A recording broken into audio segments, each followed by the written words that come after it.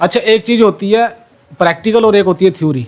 Theory का मतलब क्या होता है कि आपको सिर्फ उसके बारे में एक फ्रेमवर्क पता होता है कि आपको ऐसे करना है। जैसे आप कुकिंग कर रहे हैं तो कुकिंग के भी तो दो एस्पेक्ट है। एक आपको बताने वाला व्यक्ति होगा, वो बोलेगा कि ऐसे करना है, आपने पानी ले लेना है, फिर गैस जलानी है, इतना नमक डालना है, रेसिपी वो बताएंगे। दूसरा है प्रैक्टिकल। तो प्रैक्टिकली क्या होगा कि साथ में आपके साथ कोई व्यक्ति होगा, वो आपको करके दिखाएगा। तो दो एस्पेक्ट आते हैं, एक प्रैक्टिकल आता है और एक थ्योरी आता है।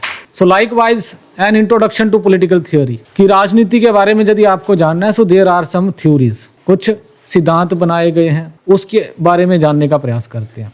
थ्योरी का मतलब क्या होता है? A systematic knowledge of political phenomena, राजनीतिक पहलुओं के बारे में व्यवस्थित अध्ययन को क्या बोलते हैं? राजनीतिक सिद्धांत, पॉलिटिकल थ्योरी इसको बोलते हैं। व्यवस्थित अध्ययन क्यों बोला जा रहा है? व्यवस्थित अध्ययन इसलिए बोला जा रहा है, सिस्टमैटिक स्टडी करी जाएगी कि पहले उसके बारे में स्टेप 1 फॉलो किया जाएगा, फिर स्टेप 2 फॉलो किया जाएगा, स्टेप 3 फॉलो किया जाएगा, स्टेप 4 फॉलो किया जाएगा। जैसे आप साइंस में कोई एक्सपेरिमेंट करते हैं तो उसमें भी तो स्टेप्स फॉलो किए जाते हैं ना। जैसे कोई ब्लड प्रेशर का कोई मरीज है, उसके लिए डायरेक्टली डॉक्टर दवाई थोड़ा ना दे देगा, एक प्रोसेस फॉलो किया जाता है। पहले उससे पूछताछ करी जाएगी कि क्या दिक्कत है, फिर उसके बाद कुछ इंस्ट्रूमेंट्स होंगे, मेजर किया जाएगा कितना ब्लड प्रेशर है, कौन सी दवाई देनी है, कितनी मात्रा में लेनी है। तो क्या सिस्टमैटिक प्रोसेस फॉलो किया जा रहा है। लाइकवाइज जब हम राजनीतिक सिद्धांत के बारे में जानते हैं तो यह राजनीतिक पहलुओं का व्यवस्थित अध्ययन है। व्यवस्थित अध्ययन का मतलब क्या है? जैसे फॉर एग्जांपल हम नारीवाद के बारे में पढ़ रहे हैं तो नारीवाद का मतलब क्या होता है, फिर यह देखा जाएगा कि विभिन्न व्यक्तियों के द्वारा क्या क्या डेफिनेशंस दी गई हैं। फिर उसके बाद डेफिनेशन के बाद यह देखा जाएगा कि कौन कौन से पर्सपेक्टिव इसमें दिए गए हैं, कौन कौन से नजरिए इसमें दिए गए हैं। तो एक लिबरल पर्सपेक्टिव होगा, सोशलिस्ट पर्सपेक्टिव होगा, रेडिकल पर्सपेक्टिव होगा, there will be multiple perspective. उनकी स्टडी करी जाएगी और हर पर्सपेक्टिव के साथ उसके गुण और अवगुण दोनों को सेग्रीगेट किया जाएगा।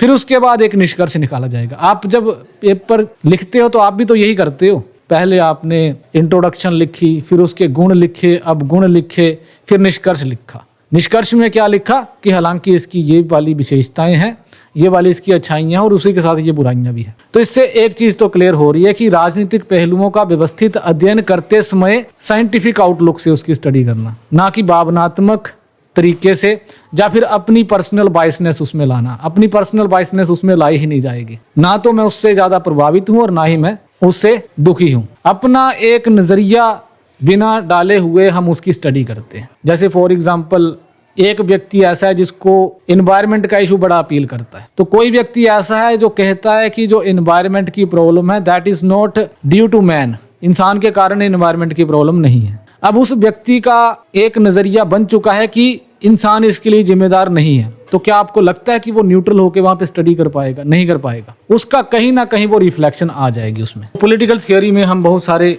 सिद्धांतों के बारे में स्टडी करते हैं। इसका मैंने पहले ही बताया कि व्यवस्थित अध्ययन, तो हर पहलू का व्यवस्थित अध्ययन इसमें किया जाता है। चाहे उदारवाद है, चाहे मार्क्सवाद है, चाहे समाजवाद है, चाहे नारीवाद है, चाहे कंजर्वेटिज्म है, देयर आर मल्टीपल कॉन्सेप्ट्स। चाहे स्टेट है, राज्य क्या होता है, उसके बारे में भी क्या है, व्यवस्थित अध्ययन किया जाता है। ऐसा नहीं देखा जाता कि सिर्फ 2 व्यक्तियों ने कह दिया कि राज्य की डेफिनेशन ये है। उसमें जितने भी जाने माने राजनीतिक विचारकों के द्वारा जो विचार दिए गए हैं, उन सभी के विचारों को इनकॉर्पोरेट किया जाता है कि इनके अनुसार ये, इनके अनुसार ये, इनके अनुसार ये, और बाद में फिर उसका स्टडी करी जाती है कि उस व्यक्ति ने तो ये कह दिया था परंतु आज के टाइम में ये मान्यता है। तो कुल मिला के व्यवस्थित अध्ययन इसमें किया जाता है। तो उसी के तहत एक टॉपिक का नाम है दैट इज कॉल्ड फेमिनिज्म, नारीवाद।